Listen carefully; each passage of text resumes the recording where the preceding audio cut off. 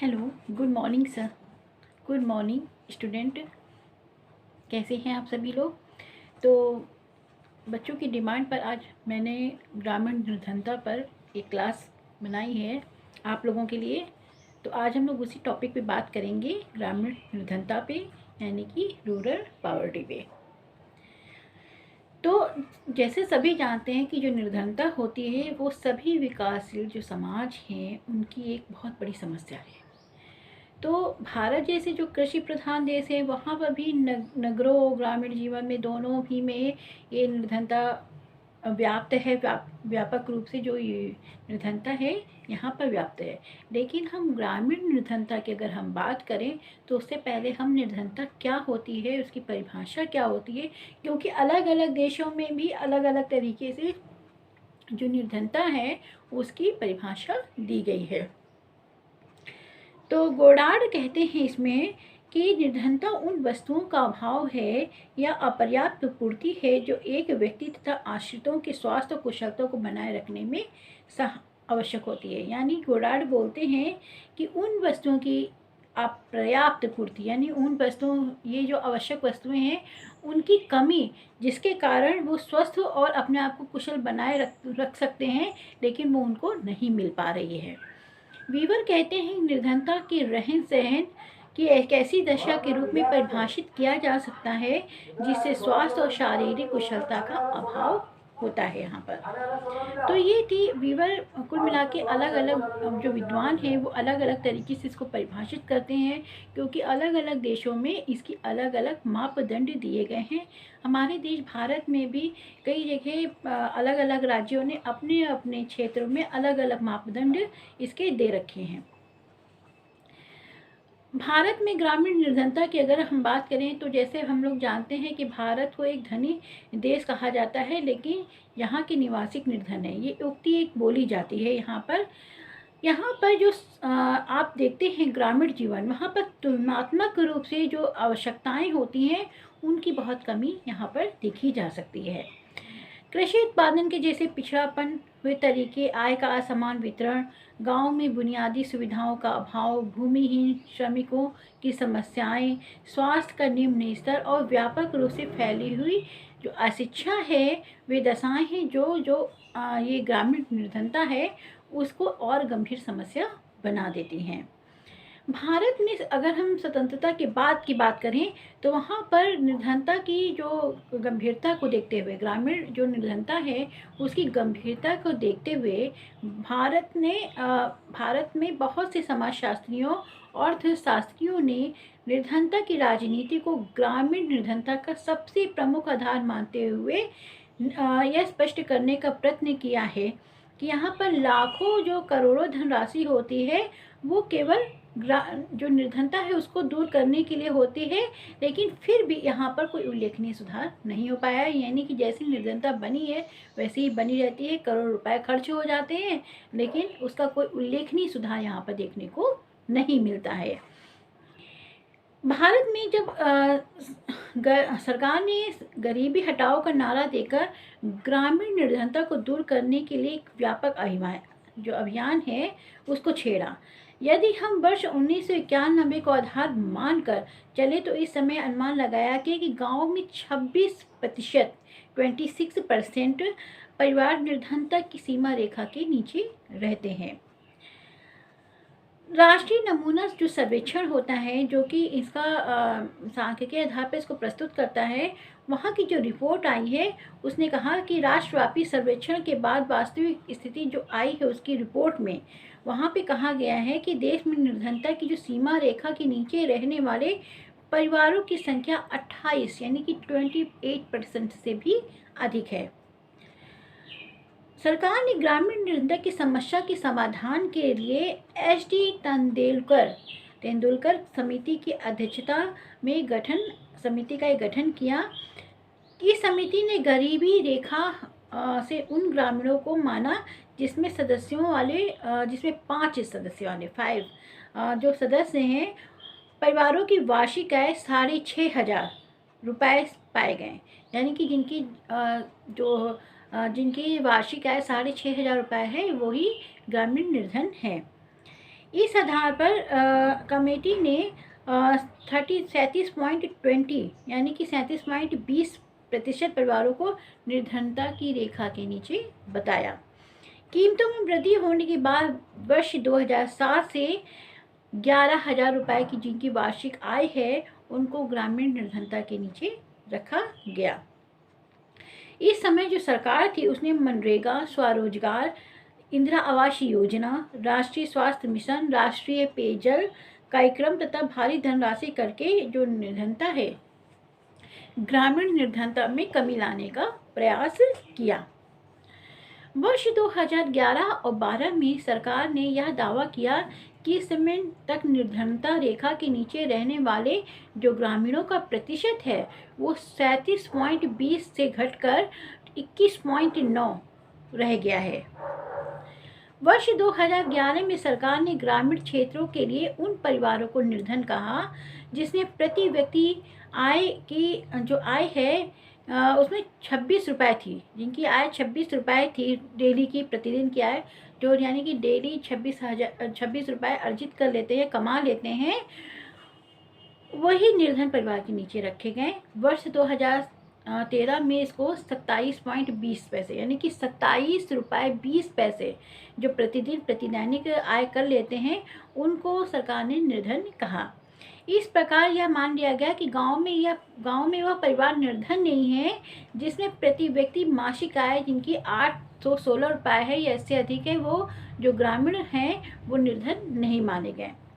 जब ये रिपोर्ट सामने आई है, सरकार ने जब फैसला लिया तो सरकार की जो तत्कालीन कमेटी थी, जो कसौटी उन्होंने कसी थी कि इस कसौटी के आधार पर उन्होंने निर्धनता का पैमाना माना था, इस पैमाने की आलोचना शुरू हो गई। तो कांग्रेस सरकार उस समय थी सत्ता पे, तो कांग्रेस सरकार ने प्रवक्ता जो राज बब्बर थे उन्होंने वक्तव्य दिया कि मुंबई में कोई भी व्यक्ति 12 रुपये में भरपेट भोजन कर सकता है। राज्यसभा के सदस्य रशीद मसूद ने यहाँ तक घोषणा कर दी कि दिल्ली में जामा मस्जिद के व्यक्ति 5 रुपये में भरपेट भोजन कर लेते हैं। यानी कि उन्होंने एक तरफ से जो सरकार का एक कसौटी आई थी इस तरह से उसकी इन्होंने बचाव किया कि मतलब सरकार की जो कसौटी है वो बिल्कुल सही है।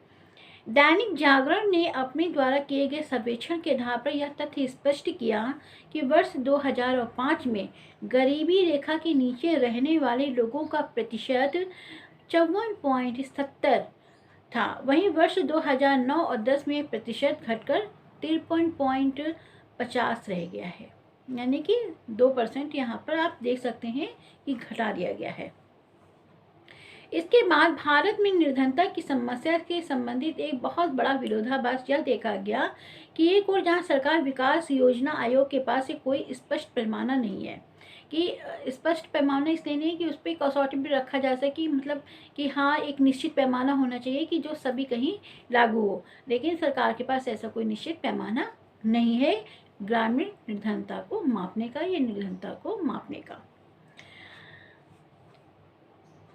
जिसके आधार पर निर्धनता की समस्या का सही मूल्यांकन किया जा सके। वर्तमान में केंद्र सरकार द्वारा वर्ष 2013 में खाद्य सुरक्षा कानून के अंतर्गत यह व्यवस्था की गई कि इसके दायरे में जो आने वाले लाभार्थी हैं प्रति माह 3 रुपये प्रति किलो की दर से चावल और 2 रुपये प्रति किलो की दर से गेहूँ और प्रति किलो 1 रुपये प्रति किलो के हिसाब से मोटा अनाज, यानी कुल 5 किलो अनाज, जो मोटा अनाज होगा वो कुछ भी हो सकता है आपका, तो उसको 1 रुपये के हिसाब से 5 किलो अनाज, मोटा अनाज दिया जाएगा।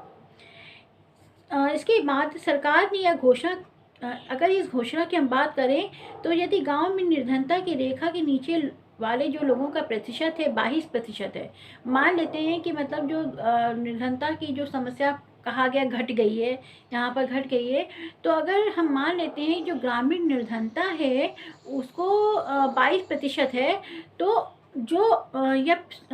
तो सरकार ने 67% जो ग्रामीण थे उनको कम मूल्य पर गेहूँ, चावल और मोटे अनाज की आपूर्ति का निर्णय क्यों लिया, है ना। क्वेश्चन उठता है ना कि अगर 22% निर्धन है तो इसको क्यों दिया जा रहा है। तो इसमें कहा गया कि ये स्पष्ट है कि या तो ग्रामीण जो ग्रामीण का निर्धनता का प्रतिशत है सरकारी आंकड़ों की तुलना में बहुत अधिक है। यानी कि सरकार ने अपनी वाहवाही लूटने के लिए ही इसको निर्धनता जो कि समस्या है, निर्धन व्यक्ति हैं उनकी समस्या को कम कर दिया है कि निर्धनता इतनी नहीं है। और या फिर ये हो सकता है कि उन्होंने अपने राजनीतिक जो चुनाव है या उसको सत्ता पाने के लिए ही उन्होंने इस तरह की चीज़ें की हैं। इस तरह का विरोधाभास उत्पन्न हुआ जो विशेषज्ञ बोलते हैं।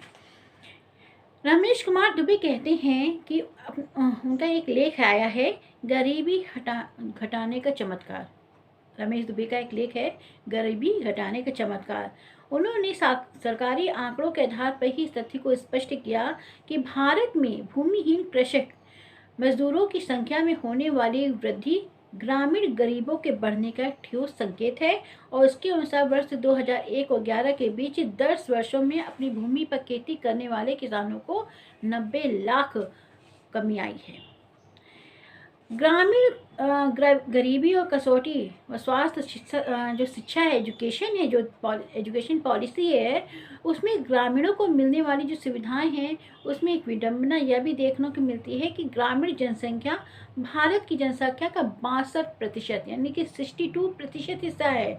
यही उसे स्वास्थ्य संबंधी केवल 20% भाग ही उसे प्राप्त होता है। जो सब्सिडी के रूप में जो सब्सिडी दी जाती है स्वास्थ्य के प्रति, उसमें केवल 20% ही उसे प्राप्त होता है। निर्धनता की बेरोजगारी का एक प्रत्यक्ष संबंध भी है। ग्रामीण निर्धनता केवल तभी कमी हो सकती है जब रोजगार के अवसर बढ़े। जब लोगों की आय बढ़ेगी तो गरीबी कम हो जाएगी। लेकिन आप राष्ट्रीय नमूना जो सर्वेक्षण संगठन है वहाँ पर जारी रिपोर्ट में यह बताया गया कि वर्ष 2005 से 2010 के बीच रोजगारों के अवसर में 4.60% की कमी आई है। वर्ष 2010 और 11 में मंदी का दौर शुरू हो गया और रोजगार के बाहर होने वाले व्यक्तियों की काफ़ी वृद्धि हुई। सरकार ने अपनी एक रिपोर्ट के अनुसार यह स्पष्ट किया, आर्थिक विकास के बाद भी रोजगार के अवसर घट रहे हैं। और वर्ष 2020 जो अभी निकल गया है, वर्ष 2020 तक देश के रोजगारों के अवसर में 28 लाख की भारी कमी आने का अनुमान है या आई है। अब हम बात करते हैं कि ग्रामीण निर्धनता के कारण क्या रहे हैं। तो सबसे पूर्ण ये रहा है कि यहाँ की आर्थिक और विकासपूर्ण जो दोषपूर्ण नीतियाँ हैं वो करोड़ों रुपए खर्च कर दिया जाता है, लेकिन गरीबी की जो दशा है वो जश की तस बनी रहती है। अधिकतर उनको लाभ मिल जाता है जो उसके हकदार भी नहीं है। कुछ पैसा अधिकारी भ्रष्टाचार की भेंट चढ़ जाता है। तो इस तरह से जो ग्रामीण निर्धनता है वो दस की तस बनी हुई है। विकास कार्यक्रमों के प्रति जो उदासीनता है वो भी देखने में आई है कि बहुत से लोग जो विकास कार्यक्रम चलाए जाते हैं ग्रामीणों के लिए वहाँ तक वो पहुँच ही नहीं पाते हैं, या बहुत सी राज्य सरकारी जैसे केंद्र सरकार ने चलाई है तो राज्य सरकार ही उसको मानने को तैयार नहीं है या राज्य सरकार ने उसको आरंभ नहीं किया है। इस तरह की जो केंद्र और राज्य के बीच जो नीतियाँ होती हैं वो भी कहीं ना कहीं इसके लिए जिम्मेदार हैं। राजनीतिक गुटबंदी भी इसके लिए बहुत बड़ी जिम्मेदारी है, क्योंकि गांव में देखते हैं कि धर्म, जाति, नातेदारी, आर्थिक जो स्वार्थ है उसके ऊपर राजनीति होती है।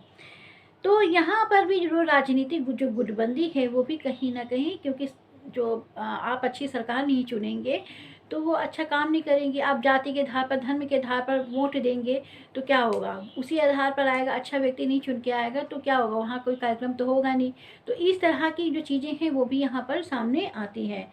अनियंत्रित भ्रष्टाचार है, पैसा आता है, अधिकारी अगर पैसा बहुत आया है तो बहुत से उसमें विकास योजनाओं में वो पैसा खर्च ही नहीं हो पाता है, और फलस्वरूप क्या होता है कि ये कुछ भ्रष्टाचार की भेंट चढ़ जाता है और विकास योजनाएं में इतना बढ़ा के दिखाया जाता है कि मतलब इतना विकास हुआ, लेकिन अगर कागज़ों पे है ना, कागज़ों पे ये विकास बहुत हो जाता है लेकिन वास्तविकता इससे परे है कहीं।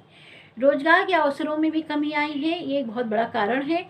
मंडियों की अवांछित जो गतिविधियाँ हैं, यानी कि जो फलों और सब्जी मंडियों में कम कीमत पर जो खरीदार होते हैं, बिचौलिए जिनको कहते हैं, बिचौलिए कम खरीद पर उनको मंडी में जाकर क्या कर लेते हैं, मंडियों में ये बिचौलिए घूमते रहते हैं और उनके जो किसान हैं उनके जो अनाज है, उनकी फल है, सब्जियां है, कम कीमत पर खरीद कर मंडी में अधिक दामों पर बेच देते हैं। तो उनको फ़ायदा होता है और जो वास्तविक किसान है उनको फ़ायदा नहीं मिल पाता है। गांव से शिक्षित युवाओं का पलायन हो रहा है। जो भी युवक शिक्षित हो गए हैं वो गांव में रहकर कोई रोजगार नहीं करना चाहते हैं, वो शहर के लिए पलायन कर जाते हैं। ग्रामीणों में जो ऋणग्रस्तता है, यानी जो कर्ज लेते हैं, ये भी कहीं ना कहीं बहुत बड़ी निर्धनता का कारण है। क्योंकि आप जानते हैं कि जैसे अब क्या होता है, कृषि थोड़ी आधुनिक हो गई है और लोग उसी से आधार पे करते हैं। उन्नत कृषि पाने के लिए जैसे खाद है, बीज है, इन सबके लिए ट्रैक्टर से जुताई के लिए क्या करते हैं, कर्ज लेते हैं। और कर्ज जब फसल आती है तो उसका अधिकांश भाग क्या जाता है, ब्याज में चला जाता है।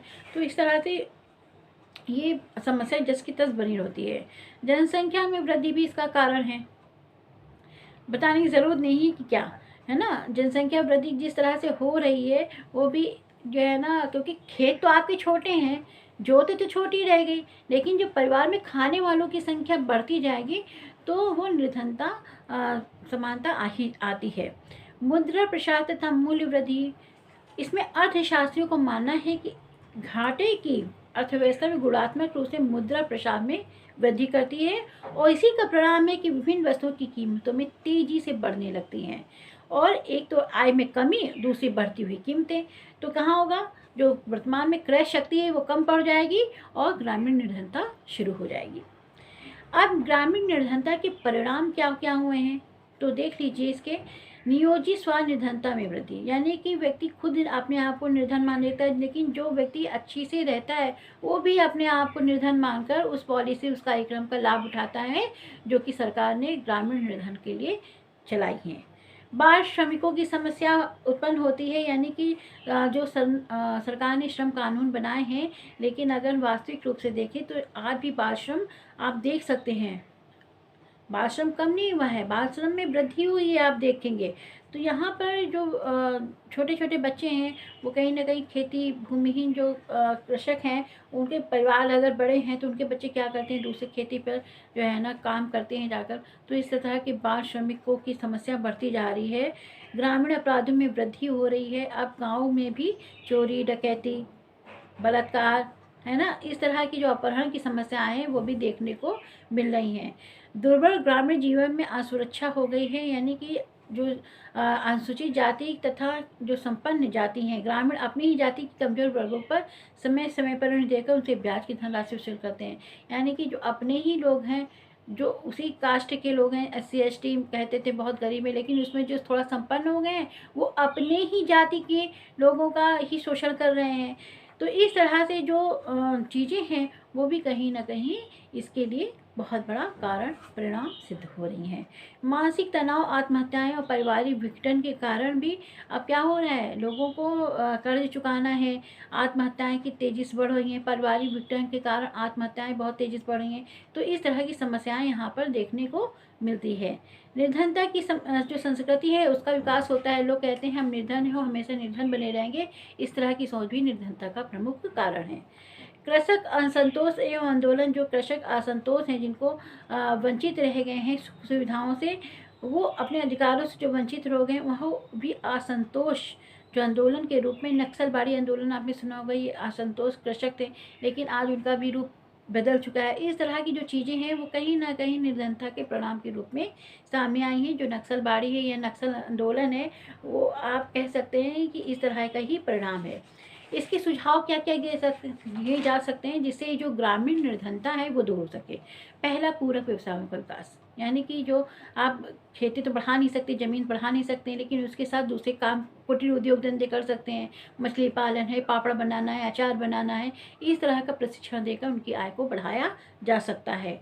आर्थिक सहायता पर आधारित कार्यक्रम जारी किए जा सकते हैं। सार्वजनिक निर्माण कार्यक्रमों को प्रोत्साहित किया जा सकता है, यानी सड़कों, नहरों, तालाबों, कुओं और विभिन्न प्रकार की परिसंपत्तियों का निर्माण पर ध्यान देना आवश्यक है ताकि ये चीज़ें ग्रामीण को निर्धनता को दूर कर सके। कृषि विभागों का नवीनीकरण किया जाना चाहिए, यानी कि जो अधिकारी अब सीट पे बैठ के काम करते थे, फाइलों में लिख देते थे इतना विकास हुआ, अब उनको पे जोर देने की ज़रूरत है कि आप वास्तविक प्लेटफॉर्म पे जाके देखिए कि आप जो कह रहे हैं वो सही है या नहीं सही। समय समय पर औचक निरीक्षण होना चाहिए ताकि जो विकास कार्यक्रम है उसको सही ढंग से लागू किया जा सके। सामाजिक सेवाओं का विस्तार होना चाहिए, जो एनजीओज़ हैं उनका भी हेल्प लेना चाहिए कि ताकि जो ग्रामीण निर्धनता है उसको दूर करने में हेल्प हो सके। जनसंख्या नियंत्रण, सभी धर्मों जातियों को अपने राष्ट्र, अपने देश के लिए अपनी जो जनसंख्या है उसको नियंत्रण करने पर ध्यान देना चाहिए। विकास योजनाओं का विकेंद्रीकरण कर देना चाहिए, यानी जो विकास योजनाएं हैं उसका जो है ना विवेकीकरण करना चाहिए, यानी तर्क संगत बनाया जाना चाहिए, जिनको ज़रूरत है उन्हीं को लाभ पहुंच सके। विकास योजनाओं के ऑडिट से प्रभावी व्यवस्था की जा सकती है। समय समय पर औचक निरीक्षण के द्वारा इन विकास योजनाओं को प्रभावी बनाया जा सकता है, ये बताया ही आपको। और ग्रामीणों को विकास योजनाओं की जानकारी देनी चाहिए, यानी कि जो एनजीओज़ हैं या जो अधिकारी हैं वो समय समय पे जाकर ग्रामीणों को उनसे संबंधित जो कार्यक्रम चलाए जा रहे हैं सरकार द्वारा उनकी जानकारी करनी चाहिए, क्योंकि जब जानकारी ही नहीं होगी तो वो किसका कैसे लाभ उठा पाएंगे उस चीज़ का। तो इस तरह से भी जो ग्रामीण निर्धनता है उसको दूर किया जा सकता है। तो आज की क्लास में ये बस यहीं तक रखते हैं ग्रामीण निर्धनता को। तो आप जाने से पहले मेरी जो क्लास है सोशियोलॉजी स्टडी विद नीलम को लाइक कर दीजिएगा, शेयर कर दीजिएगा, सब्सक्राइब कर दीजिएगा। तो आज की क्लास पर इतना ही रखते हैं। Thank you.